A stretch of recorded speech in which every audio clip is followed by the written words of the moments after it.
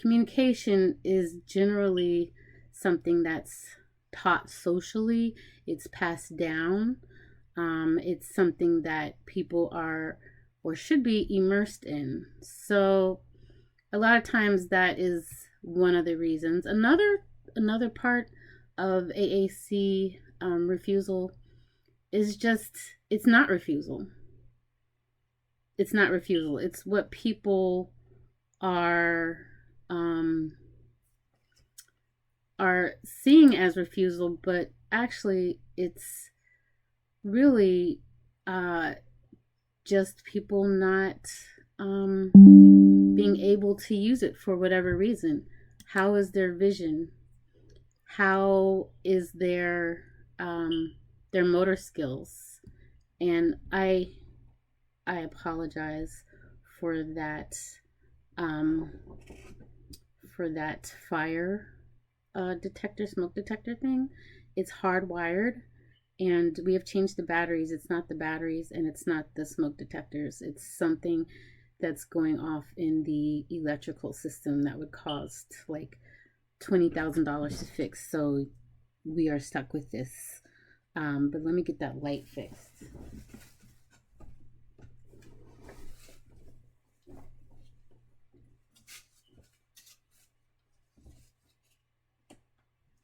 Is that better?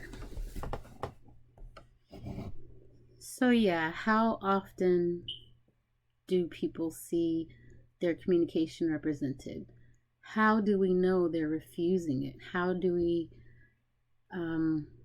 are we sure or not that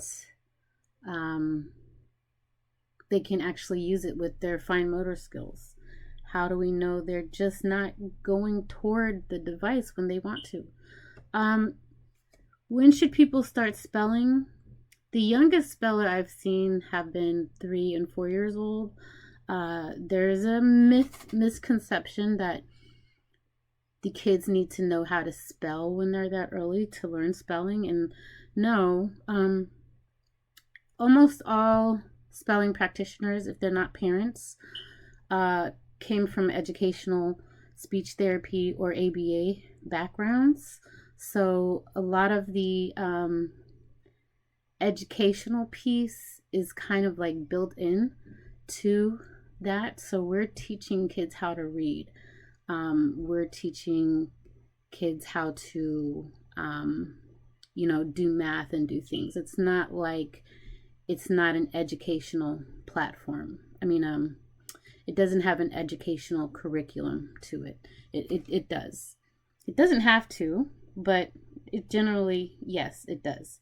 The main reason for that is because we can bypass a lot of the body's resistance when we are thinking. So when we're doing very hard thinking, we're not thinking about the body. We are basically just what's the term? Moving. So what we do as coaches or practitioners is we're coaching the body to follow what the brain is saying. The brain can't get bored because the body just basically this is why it's easier for me to use AAC. The body basically goes berserk or out of control simply because the person who is not in control of their body has been bored so much because of the educational system. Basically teaching down, not teaching up. So as practitioners, we're kind of most of the students we've gotten have been burned by so many therapists and teachers before, have been talked down to. We have to build up trust. So one of the ways of building up trust is to teach, to actually teach. A lot of our students have not been taught. They're still matching colors. in high school. I have a student who is 18, and the old school they were at, in 10th grade, their mother brought home what was given work for them to do was matching letters and which one is the red ball versus the blue ball. And so we're not going to waste our time not teaching academics and challenging academics at that. We're not going to waste our time and our students' time just spelling. Now, yes, we do spell for communication, but it starts off with an academic and educational base. And AAC, I believe, can only be helped by spelling, simply because that motor piece is there. The motor piece is what's missing in 90% of all SLPs work. They're not really taught the motor piece. That's in the OT, occupational therapy domain. And it really should be in both domains. I think that spelling provides that communication, educational piece, and the motor piece, which I believe that in a fair world for non-speakers of all disabilities, not just autism, in a fair world, they would get that motor piece from the time they were in early intervention. And as soon as we know there's a speech delay, because there could be a more global apraxic delay. So the spelling piece is the motor piece, and in early intervention we could start the spelling. We could start that for all of those kids. We could give them a base in sign languages for whatever country they're in. We could give them a base in motor-based communication, similar to spelling or RPM, typing to communicate. All those things are, they're just motor-based. And yeah, you can see why it's easier for me to use AAC. But since this is my first live, I'm not really sure how all this stuff works. So from now on, I probably will be using it because, yes. So yeah, that's what I think when people should start spelling, and not necessarily spelling, but should start with more motor-based education and more motor-based communication techniques. Just like I believe that the deaf kids should have ASL immediately, right out of the womb. I mean, and that's even before the womb for speakers and hearing kids. When they come out of the womb, they've already got some hearing, and then they can immediately see, hi Ashley, and they can immediately see their the speakers around them, the muscle mechanics. So if they can move their lips and breathe like those people around them and can hear, they have such a terribly unfair head start. It's really not fair. So any other questions about spelling, about AAC? The reason I am so for spelling is because I see it as a part of the high-tech AAC universe. I see a lot of fluent high-tech AAC spellers. But, you know, I'm working in the school system as a paraeducator. I work with speaking and non-speaking autistic kids. And as a practitioner, I see much older non-speaking students, usually late teens, early 20s. And again, the ones who become fluent that I've seen have come out of spelling. I'm just going to be honest. I don't see a lot of fluent school or therapy based from SLPs or just regular public school. I don't see a lot of fluent high-tech AAC users now. Does anybody else? Okay, Fiona is using keyboarding this year too. She's doing really well with phonics. Yes, I cannot say how I cannot say enough how glad I am, because people seem to think that non-speakers don't need literacy, when not only is communication seen as a human right by the UN, but literacy is as well. It's seen as a human right. And a lot of non-speakers in most countries, not just the United States, do not get the same amount of access to literacy. And then we blame their disability. We're like, well, they're very severely autistic, so they're never going to be able to read, when we never taught them how to read. We never immersed them in literacy. And what anecdotally, informal studies have shown, is that almost all non-speakers are hyperlexic, and have basically been able to read for much longer than people have even known. Most non-speakers are hyperlexic. They can be dyslexic, of course, but hyperlexia and dyslexia are on the same gene, and one can have both. Yes, phonics is her favorite. She's, and is enjoying the keyboard standalone. Yes.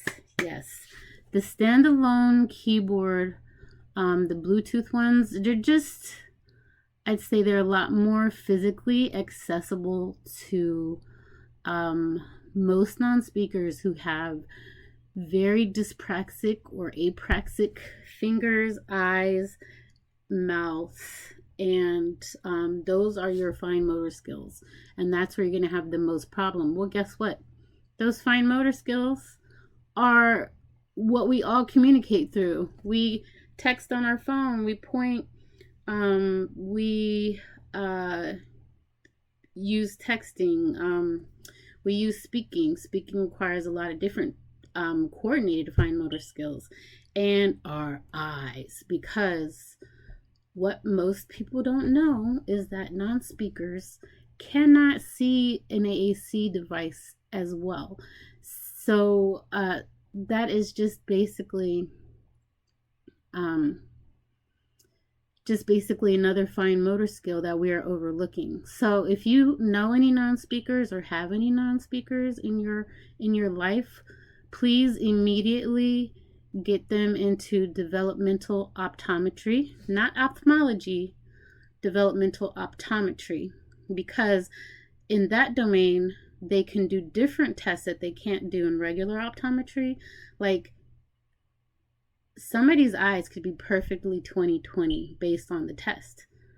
However, do we know if they can track?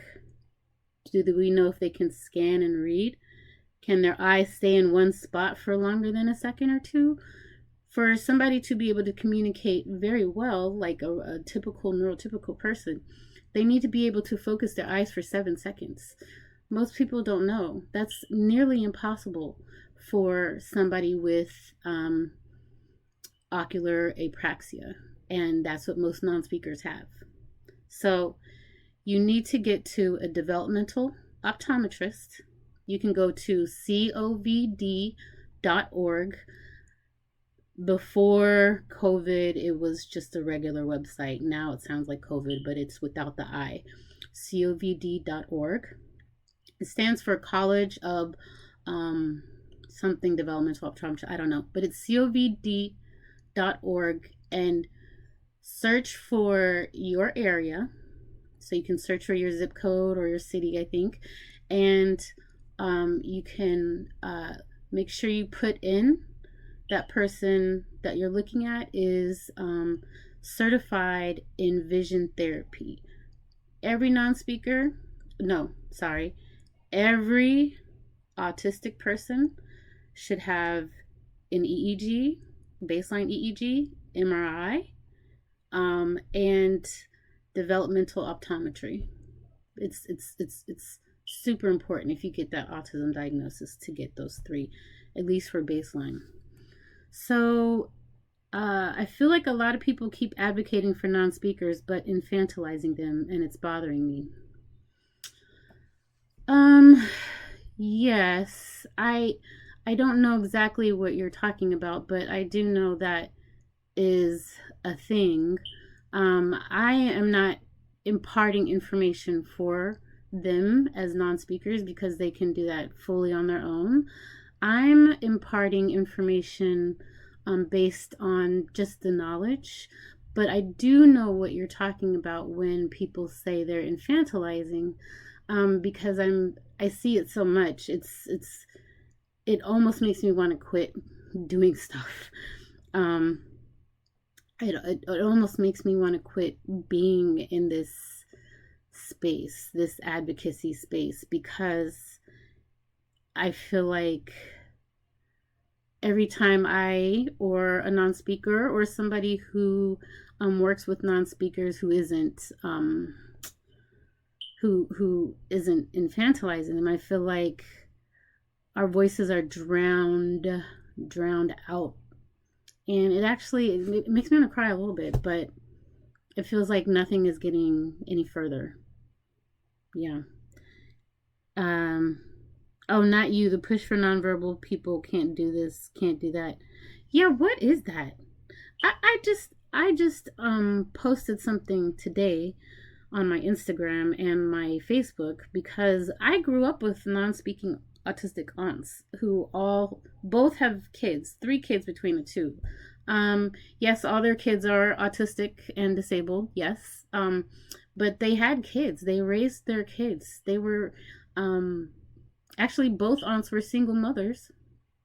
One of my aunts is not living anymore, but she lived with my grandfather and grandmother until she passed, but so did her kids. And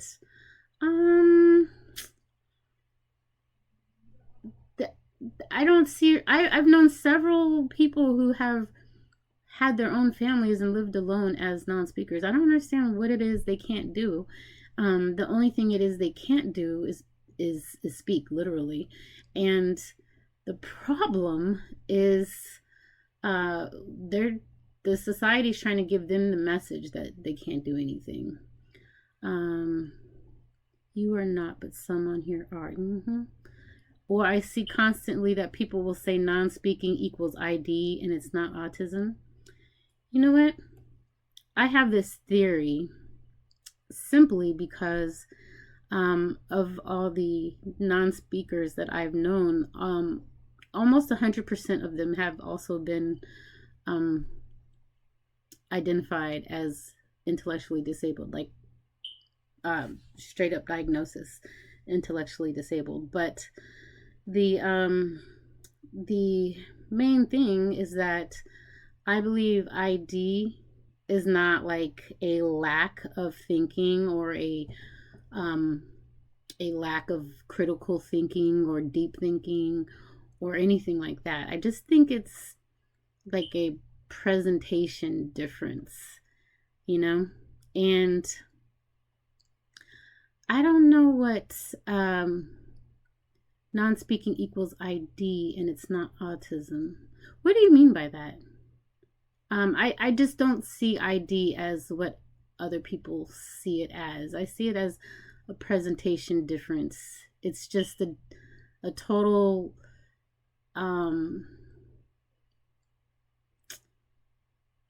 what also my cousins are ID, and it looks like that being non-speaking isn't autism. What is going on?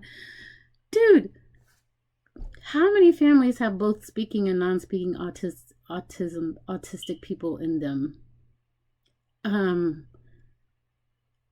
No, that doesn't even make sense genetically. And in grad school, I took a course on genetics. Autism is one of the most, not only is all autism, and I'm sorry I'm saying it that way, genetic, but most of it is hereditary. So how would you have a different a totally different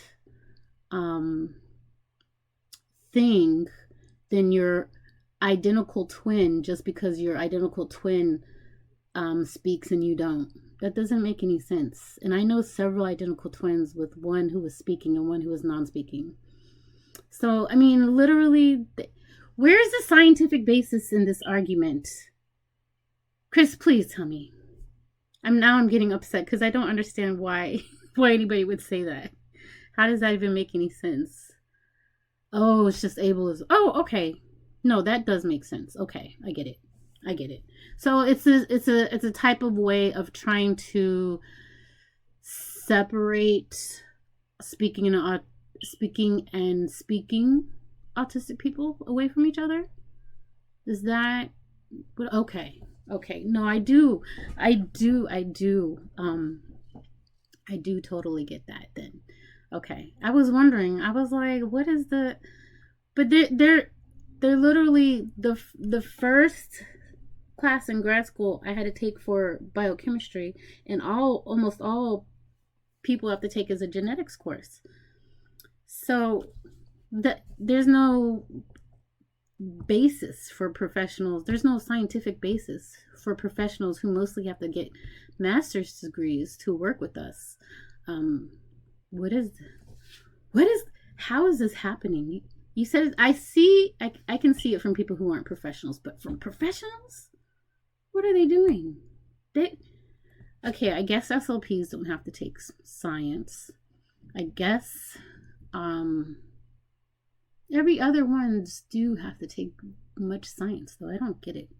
The topic right now is you can ask me anything. I'm talking about non-speaking and speaking autistic people being separated, basically, acting like we're completely different types of people simply because I can coordinate my breath and push out words with my voice box, and somebody just can't because of their apraxia. Yeah. So, yeah, I call that and I don't want to use a J.K. Rowling thing, but I can't find anything else. I call it the autism sorting hat. So, it's basically like people see stimming and they see speaking or non-speaking, and then they just break apart those autistic people for the rest of their lives.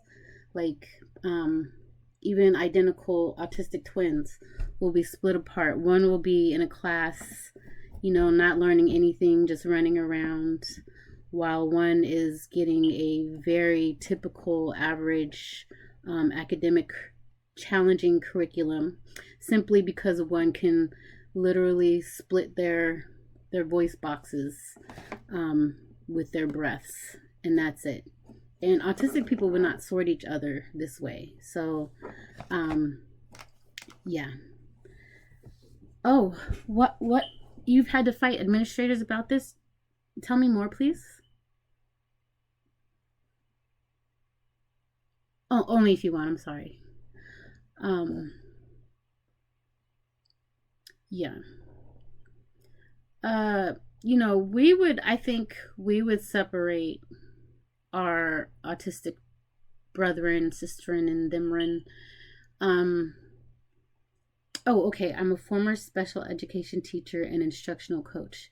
Now I coach and do IEP advocacy. Yes. So needed. And it's even better that you were an instructional coach to other teachers and a special education teacher. So you have that. Oh, yes. That's awesome. So when you say special education teacher, were you in any segregated classrooms?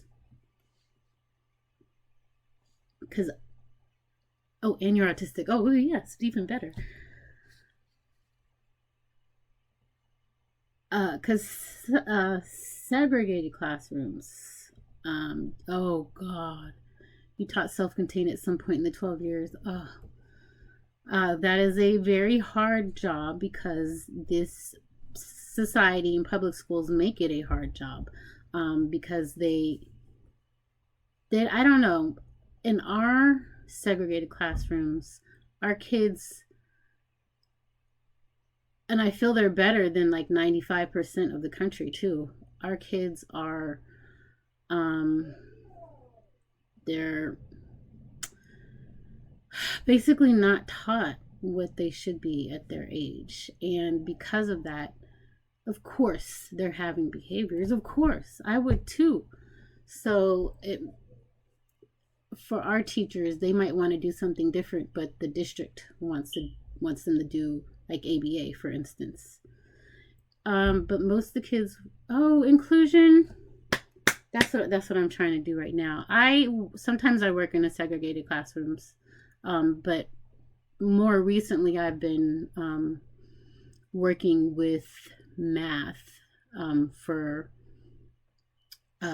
kids. Basically, they're all speaking kids, but some of them are obviously autistic but without a diagnosis, which is like, how could you even, anybody who's working in education today will tell you it's so underdiagnosed. Yes, this is what I mean. If I would have behaviors, if I was taught to touch nose, dude, touch nose, or touch head, touch nose, where's nose, touch nose. Oh my gosh, I'm hearing that in my ears right now, and I want to flip out just from being around it. Are you coming Friday? Field trips will be at my library. Oh, this Friday? Is it that soon? I'm gonna see her 4 times when she comes down here, but I didn't know. Friday, I did not know it was this Friday. Like, the time, I'm on spring break this week and my brain does not know what time is. Oh my gosh, really, this Friday? Her whole tour is starting? I think you're the first person on her tour. The good thing is I will see her, but I won't see you. But I will see you sometime. I watched someone do that with feet and I flipped out. Girl, I flip out internally and I can't do anything about it. I'm so glad you flipped out on that person, because you can do something about it. And I hope they learned something. Because, oh my goodness.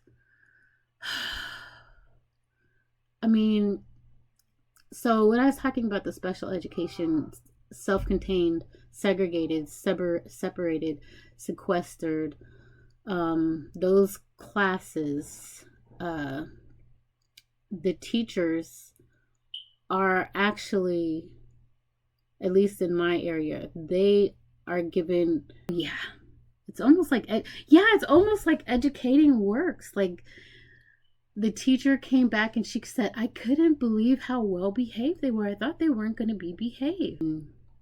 Figure out what was going on. And in my head, I was just like, all we did was like teach the kids, and we made them spell. I did spelling with all of them.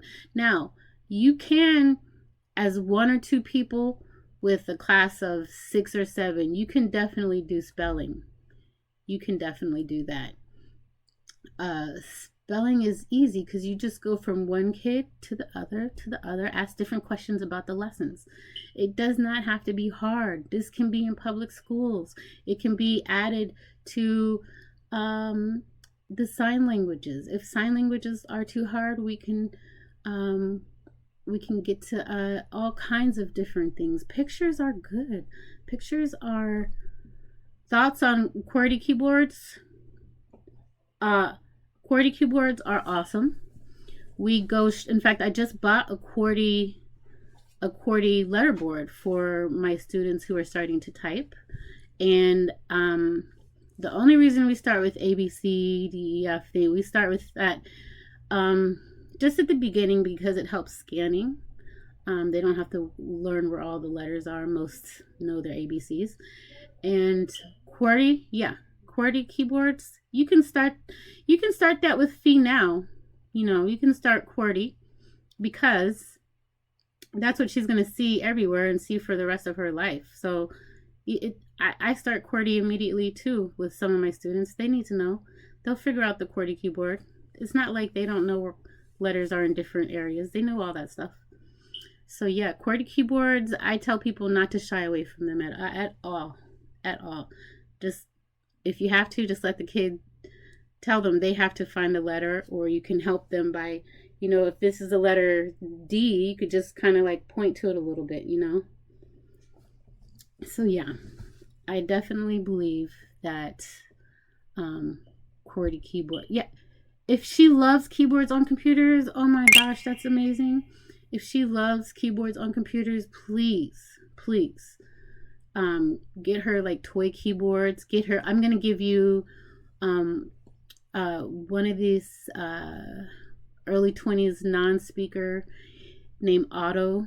He has his own letterboard company, and the letterboard that I just bought it looks like a QWERTY keyboard, and you can get that for her like as a fun.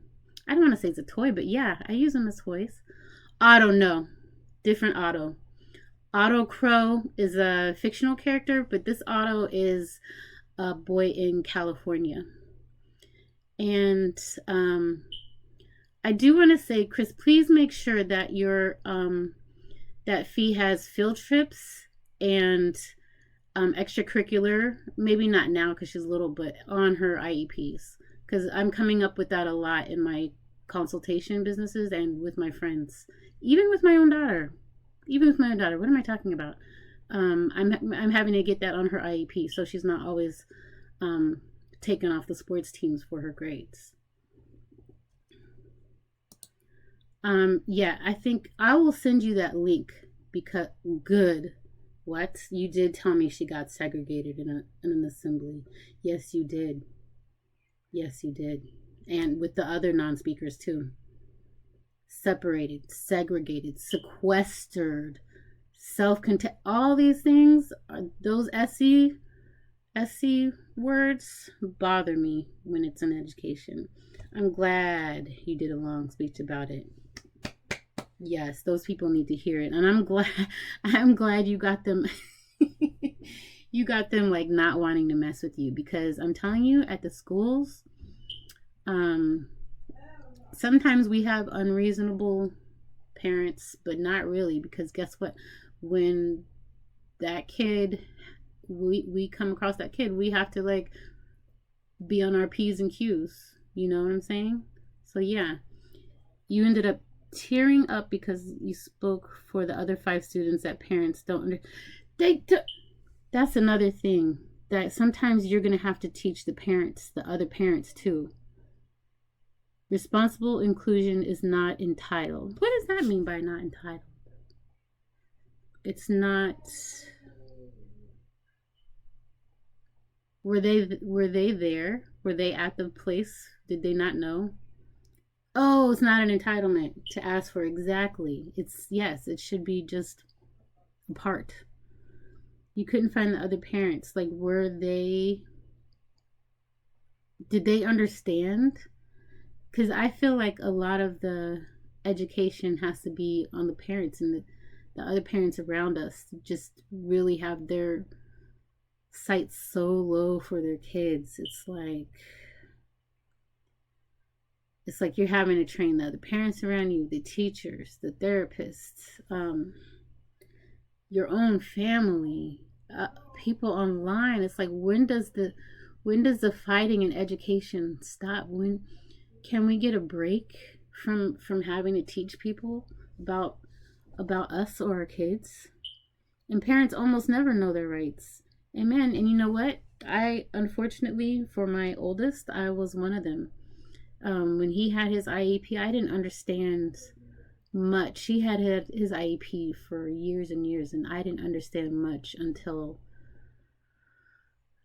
he was in 6th or 7th grade. So that whole entire time, I just let them talk to me condescendingly. I let them, just do whatever on the IEP. I did not know. Even though I was told my rights, I didn't understand them. Oh, but I did testify on our state legislature to have, because of that, parents will get $20,000 throughout the kids' school year or school time in Maryland to have either education and special education rights lawyers or advocates, and the state has to pay for it. So yeah, we are getting things done. Yes, I'm in Maryland. I'm in Montgomery County. I did that as a part of the Maryland Developmental Disabilities Council. Is anybody else in Maryland? Oh, you're from Baltimore. Okay, I'm not too far. I'm in Montgomery County. Sorry to hear that.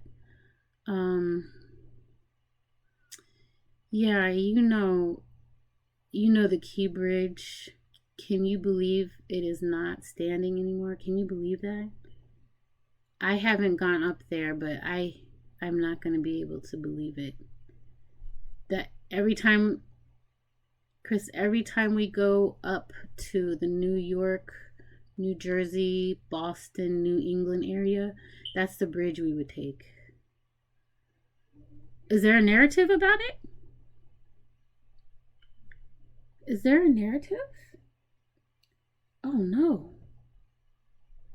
Because of the company crashing into it? Do you think they did it on purpose? Oh no, let me just wait, because I can't believe they're making this something when it was obviously a terrible, tragic accident of neglect. Or maybe it wasn't neglect, but I think it was, because the ships don't just stop running. You know what I'm saying? Ships don't just run like that. Yeah, I just can't believe the bridge is gone. It was an accident. Oh yes, especially Baltimore. Baltimore is just Chicago Junior. They really hate Baltimore. And Maryland too. Yes, you're right, because Maryland is so progressive. I think that's the word. Like liberal. Yes, they do. But okay, so there's a narrative. How could they turn this into something? My goodness. This is just terrible. But everybody, I'm so sorry, but I have to leave. I really enjoyed. Thank you for the heart puff. Thank you for the rose. Thank you for the conversation. I really, really appreciate how my first live went. This is my very first live, in case you didn't know. And I really appreciate the conversation. I'm going to be doing this more often. Bye-bye, everybody.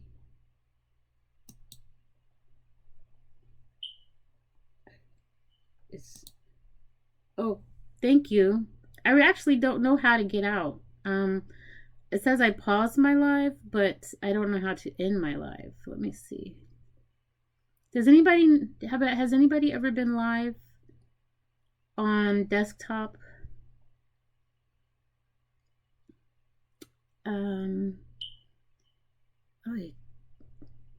They make it so easy to start a live but not to finish one. I think that's purposeful. Oh, I can end it. Okay, I found it. Bye-bye, everybody.